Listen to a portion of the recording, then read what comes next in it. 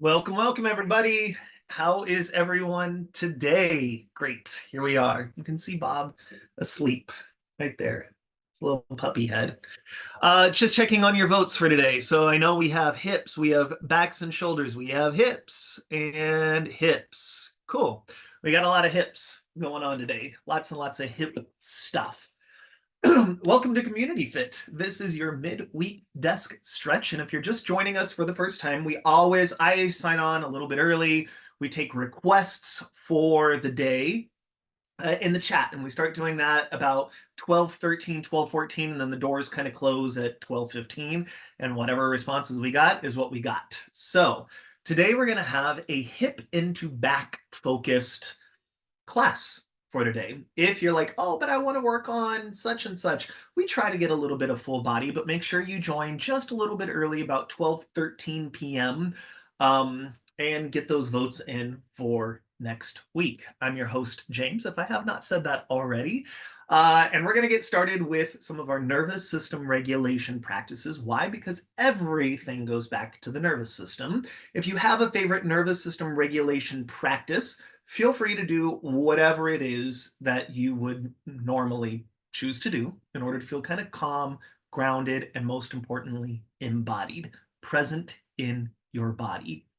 And then we're going to go along, we're going to do our practices. And at the end, we always save a little space for questions about whatever we've done that day. So if you've got a question about some hip stuff, some back stuff, what worked, what didn't work, how you can do more of, save those questions for the end, and we'll tackle those at the end.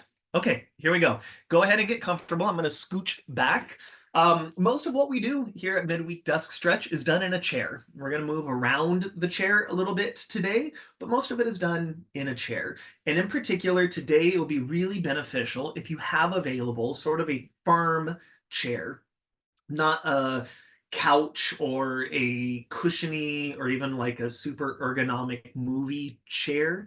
But if you've got sort of like I've got here, just sort of a sturdy side chair, or think about when you get home working on like a sturdy side chair, and you'll see why when we get to it. We're going to have sort of an embodied meditation of sorts to get started, because so much of our hip stuff and low back stuff we're doing to ourselves. And so we're going to start there right after our nervous system warm up. So for my nervous system warm up, I'm going to choose to do today a little bit of humming, a little bit of vocalization or sounding exercises. And I'm going to choose this one on purpose because this one is has so much friction for so many people. It's like, oh, I couldn't possibly make noise.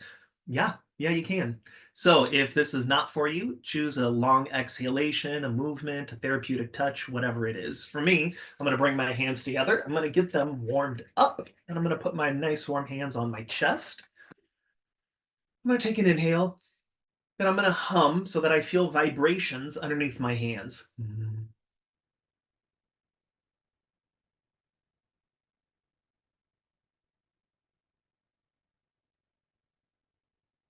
Mhm.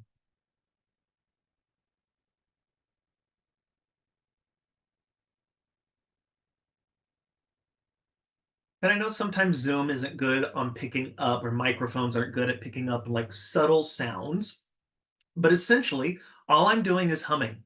It's just a but done low enough, done with enough intention that I'm trying to feel the movement, the vibration underneath my hands. And I'm going to continue to do that for 30 more seconds. Again, you might want to do a breathing thing, a movement thing, whatever makes you feel present and grounded. Mm.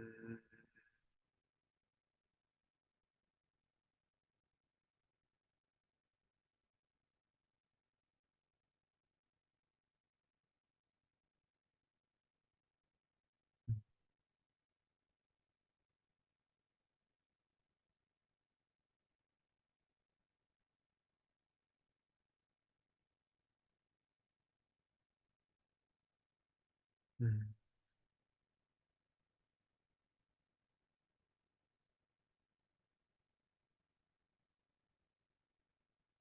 Good. Just notice anything that maybe feels different just from doing whatever grounding exercise you did there. Okay, here is where we're going to start. If you've been with me for a while, you've probably done this embodied meditation, right? Often we're thinking about meditation. And when you hear meditation, just think like a version of mindfulness, right? A version of mindfulness where you are just paying attention to something and noticing if that something changes or has the capability of experiencing change. And we're used to doing that with like mantras or breath work, even, or visualization meditations. This has got a little bit of visualization, but it's a felt sense meditation. And this is where having a firm chair is going to come in really handy. So I'm sitting in my firm chair, meaning not a lot of cushion. Why? Because I want to feel my sits bones, the bones underneath the butt cheek muscles, right? So you've got a right sit bone and a left sit bone. And I want you to just notice, do they feel equally weighted? Don't judge, don't try to move, just notice, do they feel equally weighted as you sit in the chair and as your feet are relatively on the ground or on a firm surface of some sort? Do they feel equally weighted? And if not, ask yourself, the side that is more or less weighted, which one might be symptomizing as more hip pain, hip stress, hip congestion? Like which one, like what's the correlation for you there? Sometimes it's the side we're like totally shifted onto. Sometimes it's the side we're shifted away from, right? I've got a lot of weight on my left butt cheek, not a lot of weight on my right, but the right side, you're just making correlations for yourself. And then I invite you to just sort of adjust your weight so that you kind of feel more equally weighted, just a bit, right? And you're just going to notice. Now, here's where the visualization portion comes in. There's going to be a little bit of muscle, but a lot of bit of yielding and just paying attention. Can you sense in your own body where your tailbone is? So I've got my spine that goes all the way down, sacrum, tailbone at the very end. And that magical midline from my tailbone all the way up through my spine is in the center of your body, right? And you don't have to do anything. It's just an awareness factor, being aware of that magical midline from tailbone all the way up.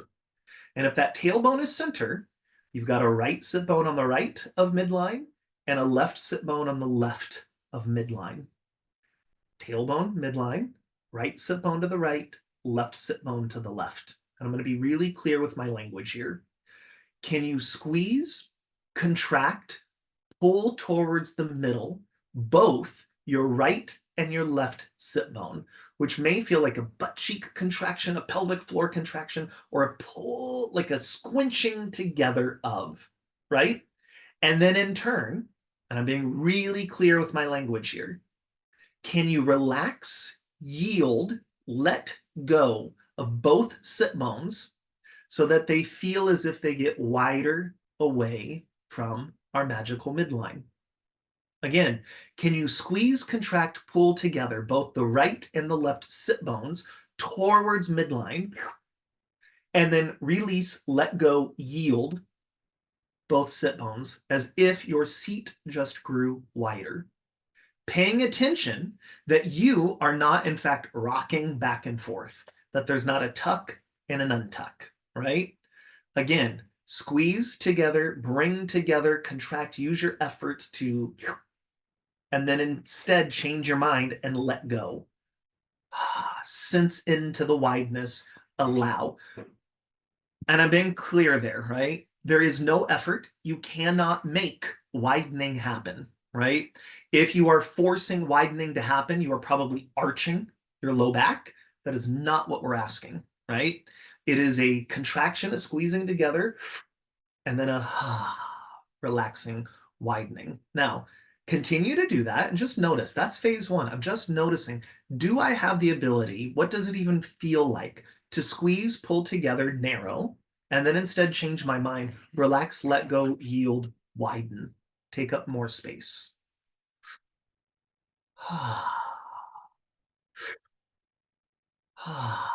Now, for those of you who symptomize with hip pain, right, we've already started to correlate.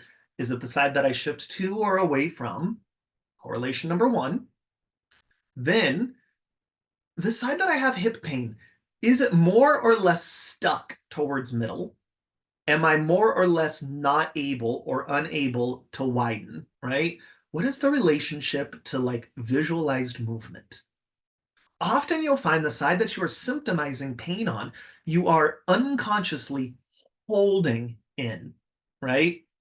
For me, my right hip, if I have hip pain, which for me translates up into low back pain, will almost always feel like it is the sit bone is closer to midline than the left one.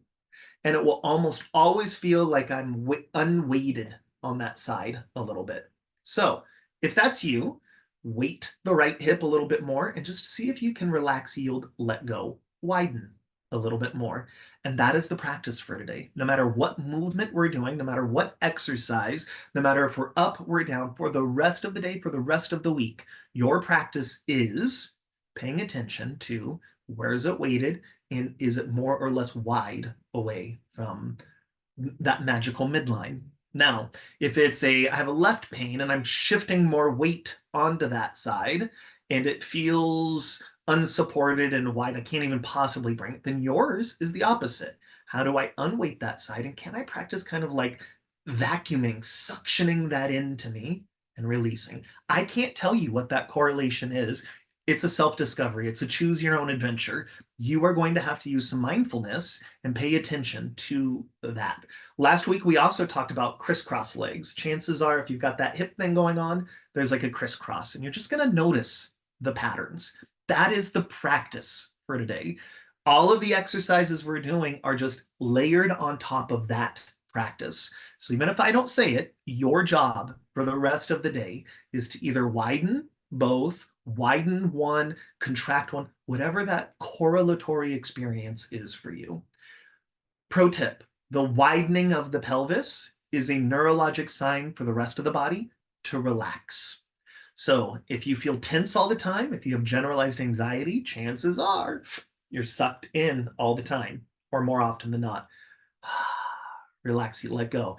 Also, if you have to have a difficult or important conversation, your nervous system functions more safely, feels more safe if you can convince it that it's okay to widen, let go, and relax. But that's beyond the point. If you want to know more about nervous system, join us on Fridays. Feeling into that, right? Now, let's get into the movement layered on top. So for me, I'm practicing widening the whole thing. And I'm going to open up. In fact, I'm going to scooch back more so you have more of a visual. I'm going to open up my legs relatively widely. And I'm thinking wide sit bones no matter where I go. And then I'm just going to rock forward and back. Now, when I rock back, my body wants to go squeeze, contract, support. And I'm overriding that and going, nope. And I'm using my arms a little bit more.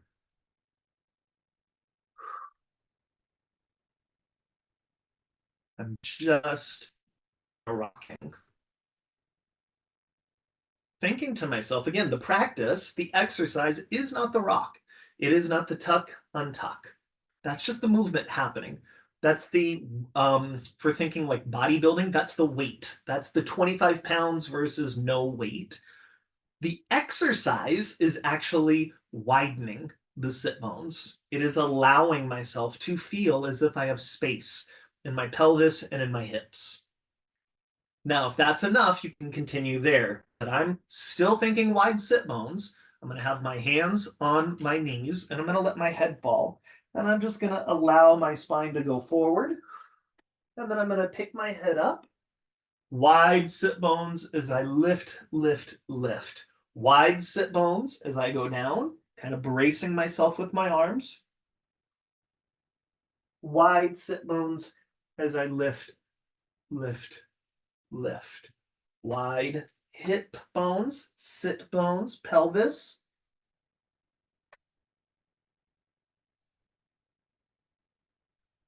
And on the last one, I'm going to go down, and it's dependent upon your flexibility, right? I'm going to go down and let gravity just pull my upper body down. It's not going to look spectacular on film, but the feeling is like being tractioned or pulled down. And so I'm going to go down. I'm supporting here, and then I'm going to just put my arms down, and I'm just going to relax a little bit and let gravity pull me down. The whole time thinking wide sit bones.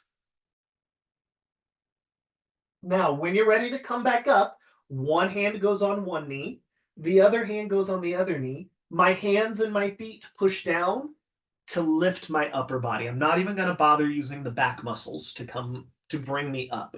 I go down, I yield. I can think wide knees, wide sit bones. When I feel like I want to come up, hand, feet, hands push down. I lift up. Wide sit bones as I twist to the right. Now, not only are my sit bones wide, I'm going to, for today's practice, because we're not focusing on spinal twists, right? Like that wasn't the ask. The ask is hips. So even as I twist, what I'm not going to do is weight shift over to the right, unweighting the left. I'm going to keep my pelvis where it is, relaxed and wide as I twist.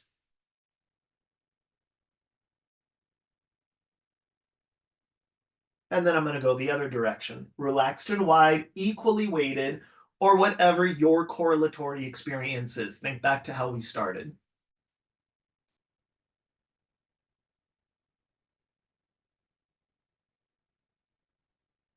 Back to center. I'm going to bring my knees more or less right in front of my hips. This time, I'm going to ask that my chest and my upper body stay relatively still. And if my hands are representative of like two trains, one train goes forward, the other one goes backwards, right? This, but I'm doing it with my knees. What I'm not doing is twisting my upper body with that. My upper body stays pretty much where it is. Left knee goes forward, right leg gets sucked into the hip joint. Other way, left leg gets sucked into the hip joint, right train, right knee travels forward.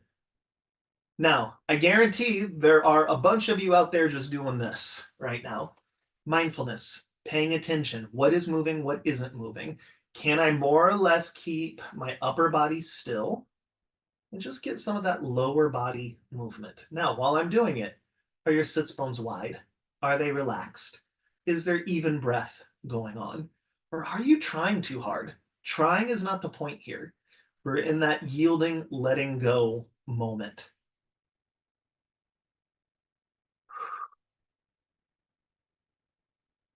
And relax. From there, we've done this movement a bunch, so you're familiar with this one.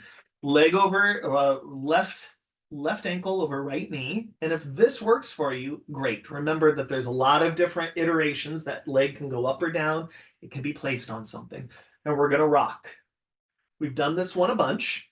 However, today's focus is not this. What's today's focus? Sit bones, right? Are both of what is your correlation? For me here, I'm inclined to like weight shift over to the left, unweighting here. When I do that, I can feel everything in that hip and that back go, oh, you want me to be tight, right? So instead, I'm going, I got to kind of yield over into that, which makes me less flexible on this side. Totally fine. The point today is not flexibility, it's awareness in my body. And I'm now going to just rock. And again, your experience is likely very different than mine. You are paying attention to where you feel weighted. That's why having that firm chair to have feedback to partner with is super important.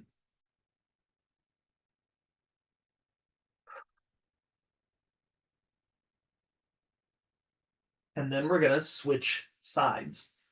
Now, this having the other side up could be a whole different constellation of experiences down in the hips, right? Like for me, as I do this, I'm more or less weighted, but here I can feel that right sit bone want to go, oh, you want me towards middle? Got it. I can do that. And instead I have to go, well, how do I relax, yield, let go? And then what's like here, this is how much movement I got on this side. Much less movement. And that's fine because the movement is not the practice for today. The practice is what's going on in the pelvis and the hips and in the low back. And can you generate, convince, coax, manifest more space?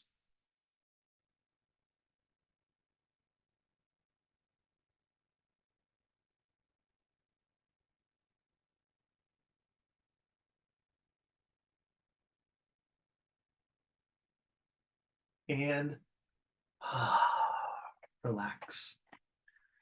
Now, there is a correlation between shoulder. Well, number one, just check in. Like I feel different down in my hips, down in my back, and I'm just going to notice and appreciate that. Then there is a correlation between your shoulders and your hips, right? Anytime you've got like that cross body connection, in particular, your right shoulder and your left hip, your left shoulder and your right hip. Chances are you got a right hip thing, you got a left shoulder thing, typically speaking. Now, what I'm going to do about that? Well, I'm just going to start to do some generic movement, just some movement. And while I'm doing this real generalized movement, and it can be one shoulder, it can be both, they can go in opposite directions, they can go in the same direction. I don't care. Move indiscriminately moving your shoulders. That's not the exercise. The exercise is what's happening in my hips, my pelvis as I do this. So I'm just paying attention. Can I release, yield, let go, widen a little bit more? That may mean I need to slow down so that my mind can pay attention to more than one thing happening.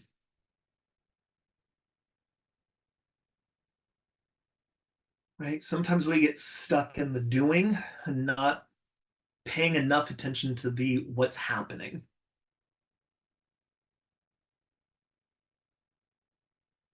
Good. Then from there, I'm going to grab a hold, one wrist to the other, and I'm going to do a gentle tug. And as I tug on my wrists, I'm going to just pay attention to what? What's happening down below. As I do a tug, I feel an inclination in my body for my hips to tighten a bit. And I'm just going to override that. Maybe it means I have to go smaller or slower.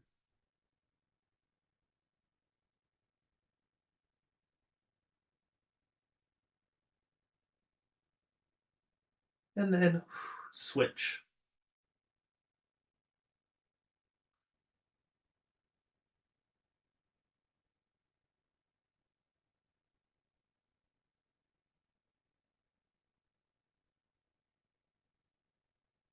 And then let go. Now, from there, both arms are going to reach up. In fact, I'm going to scooch back so you can witness. Both arms are going to reach up. Right arm's going to go up higher, and then left arm. It's going to look like this. Now, I can do the great big reach thing, or I can make it a little bit smaller, a little bit softer, right? And as I do that, what I'm big reach is like, oh, it's just a global stretch. I'm just trying to get some movement. Smaller, softer gives me the opportunity to notice where my diaphragm is, where my low ribs meet my belly, meet my mid back. Can I get some movement in the rib cage and the diaphragm? Can the lungs underneath my ribs get some movement? It's really hard to pay attention to that and pay attention to the pelvis and move quickly. So for me, it's almost like I got to really slow down. And I'm doing a check in. Like my internal monologue here is hips, lungs, movement. Hips, what's going on in the hips? What's going on in the lungs or the upper chest area, rib area? And then am I still doing the movement? And I'm not trying to think about all those things at once. It's like I'm checking them off, right? I'm doing this, then I'm checking this, then I'm checking this. Repeat. Checking, checking, checking, repeat. Checking, checking, checking.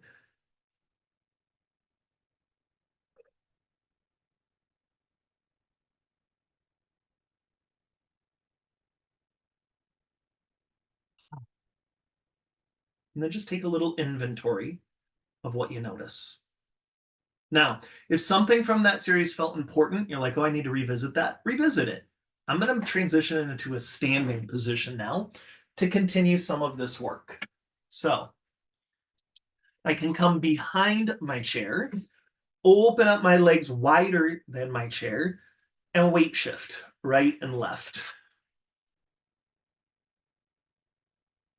Now, the whole time I'm thinking wide sit bones. Much harder to do now. Why? There's no proprioception, there's no feedback. Chances are, which also couples with, do I have short, tight hamstring muscles back of the leg? If so, maybe I need to bend my knees a little bit. Is the chair too tall, too short? Maybe I need to bend or stretch or move locations. What's the setup that you need to be in order for your sit bones to feel wide, or whatever your constellation is, wide away from your midline as you do this slow rocking right and left?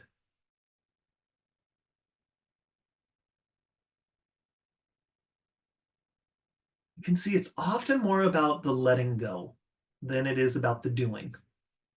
Then I'm going to move this way, right? So if that action was this, I'm going to find my middle, and the action instead is going to be a little bit back and a little bit forth. So that I can feel, these are my femur bones. I can feel how those femur bones, those upper leg bones, are holding hands inside of my hip joints. It's like I want to feel that movement. Now, if forward and back or side to side was difficult, stay there. If not, I can go back to the left, forward, to the right, and just kind of make a little circle here. Now, I'm not moving super fast because the exercise is not make a circle with your hips. That's just the movement. The exercise is wide pelvis coupled with, can I feel the movement inside of my hip joints? Now, if you're paying attention, you're going to notice there's quite a bit of movement going on in the low back as you do this. There's a deep relationship between hips and low back. So when someone says, oh, can we do low back and hips? It's like, it's the same thing. And then reverse. Again, you may need to bend your knees as you do this. That's totally fine.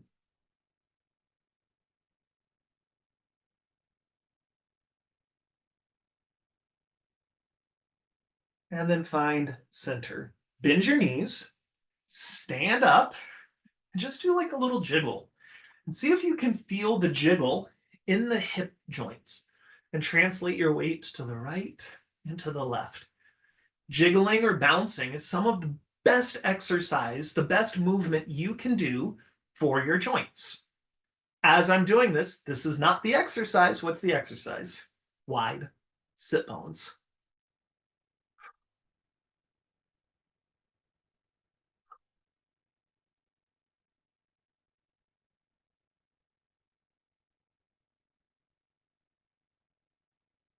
And center. Come back to the chair. Sit in the chair and just check back in. Midline, sit bones, weight distribution. What has changed?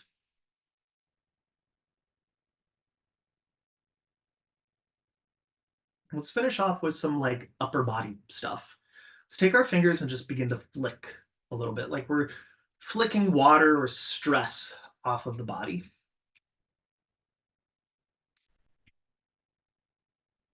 And then maybe there's some like flamenco hands. I'm sure a lot of us have been sitting at computers all day, typing on phones, texting, holding, doing, and then reverse.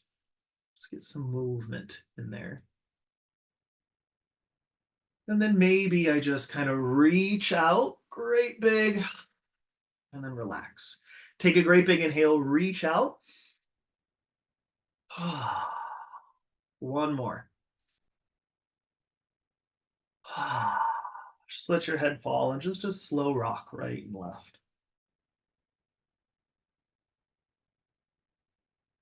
Find your center and just think about what was difficult, what felt good, what felt important to do. And maybe pick one or two things and just do them for the rest of the week. Okay. Join us on Friday for Adjusting to Change Toolkit. I'll turn it over if Alicia has any announcements or anything she wants to discuss. And I see that there are some comments here, so I'll check in with those. Thank you, everybody. Thanks, James. I want to apologize. I'm not feeling camera ready today, so I'm going to stay off camera. Just a couple announcements, though. First of all, James, thank you. My hips feel amazing right now. They've Oh, been good. so Thank sore the you. last few days, but now this feels good. I'm going to go for a little walk now too. Um, so quick announcement, we are halfway through our 6-week session as of today. So thank you everyone who has been sticking with us and following through. We still have a pretty big class, so that's great. So we have 3, including this week, 3 more weeks.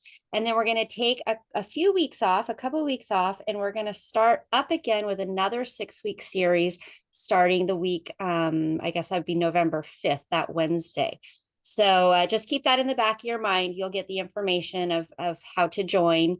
And we're thinking about, with our Friday ACT class, putting a bit of a holiday twist on it, how to manage the stressors of the holidays. So definitely tell your friends, tell your coworkers, tell your family that that's going to be coming, and we will be getting those links out to you in the next few weeks.